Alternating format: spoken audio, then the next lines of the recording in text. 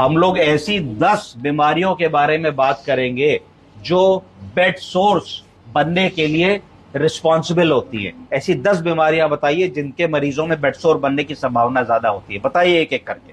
Paralysis, fracture हो गया, paralysis हो गया। पैरालिसिस का मरीज बिल्कुल ठीक बताया। कोई भी ऐसी स्थिति जिसमें मरीज चल फिर ना पाए और खटिया पकड़ ले, अगर उसको बिल्कुल हर चीज पे डिपेंडेंट हो जाएगा, पॉटी के लिए बेड पैन लगेगा, कोई आपको ओरल केयर करेगा, बैक केयर करेगा, पर्सनल हाइजीन करेगा, तो अगर आपका ध्यान नहीं दिया जाएगा तो बेड सोर बनने लगेगा। और बताइए। बर्न पेशेंट में निर्भर करेगा कि कितना बर्न है। अगर बड़ा छोटा सा ग्रेड 1 बर्न है तो ये बात नहीं चलेगी। अगर बहुत हेवी बर्न है, उसको 3rd डिग्री बर्न है, बेड रेडन पेशेंट है, कन्फाइंड टू बेड है, उसको रखा हुआ है, तो उसमें एयर मैट्रेस देंगे जिससे बेड सोर से उसको बचाया जा सके। ठीक है, चलिए मैं आपको बताता हूँ। सबसे कॉमनेस्ट कॉज जो बेड सोर का होता है वो होता है कैंसर पेशेंट।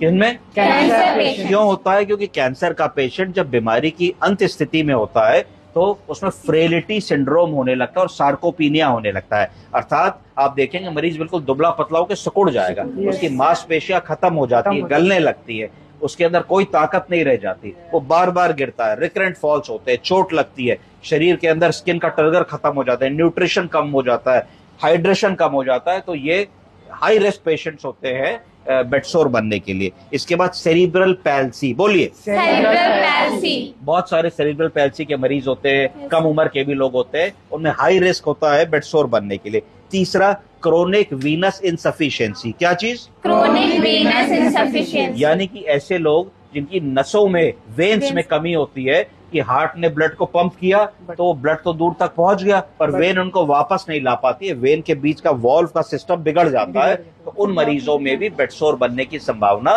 बहुत ज्यादा होती है। इसके अलावा और मरीज जैसे डायबिटीज, तो डायबिटीज के मरीजों में जिसमें शुगर कंट्रोल नहीं होती है उसमें 3 कॉम्प्लिकेशंस होते हैं। न्यूरोपैथी, नसें कमजोर हो जाती है, नेफ्रोपैथी, किडनी कमजोर हो जाती है, रेटिनोपैथी, आंखें कमजोर हो जाती है। उन मरीजों में भी बहुत सारे कॉम्प्लिकेशन, दिखना कम हो गया, किडनी की खराबी हो गई, डायलिसिस पे चले गए, बेड सोर बनने की पॉसिबिलिटी हो गई।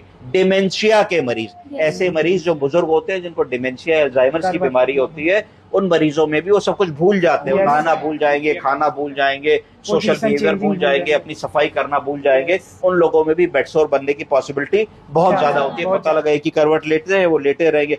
हार्ट फेलियर के मरीज और किडनी फेलियर के मरीज, ये दोनों बीमारियां ऐसी होती है जिसमें शरीर में पानी भरने लगता है। किडनी वाले मरीज में भी, सीकेडी में भी चेहरा सूजा हुआ दिखेगा, हार्ट वाले मरीज में भी पैर सूजे हुए दिखेंगे, पीडल एडिमा दिखेगा। तो